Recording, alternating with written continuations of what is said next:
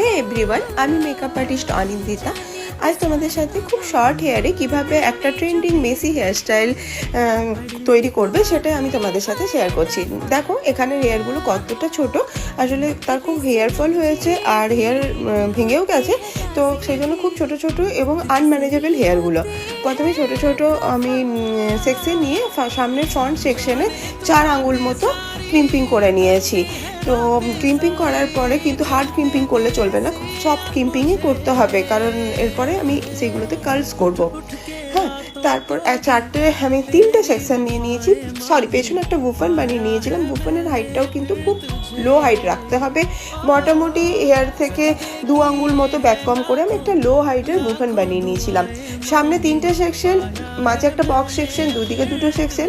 Box সেকশনের মধ্যে আবার 3টে হরিজন্টাল সেকশন নিয়ে 22 নাম্বার টঙের সাহায্যে টাইট করে আমি কার্লস করে নিয়েছিলাম, এবং কার্লসগুলোকে একটু হোল্ড করিয়েও রাখতে হবে। এভাবে সামনের ফ্রন্ট হেয়ারে 3টে সেকশনে হরিজন্টাল সেকশনে কার্লস, আর সাইডে 2টো সেকশনে 2টো ভাগে কার্লস করে নিয়েছিলাম। তারপর পুরো হেয়ারটা জি কমের সাহায্যে খুলে আমি ভালো করে বুফনের উপরে সেট করব। দেখো পুরো হেয়ারটা কিন্তু আমার ক্লিপ অবধিও যাচ্ছে না, তো আমি টাফটের 5+ যে স্প্রেটা করে সেটা করে কিন্তু সেটাকে সেট করে নিয়েছি। আর যেগুলোতে ফাঁকা জায়গা রয়েছে সেগুলোতে আমি অল্প করে হেয়ার ফাইবার ইউজ করে নিয়েছি।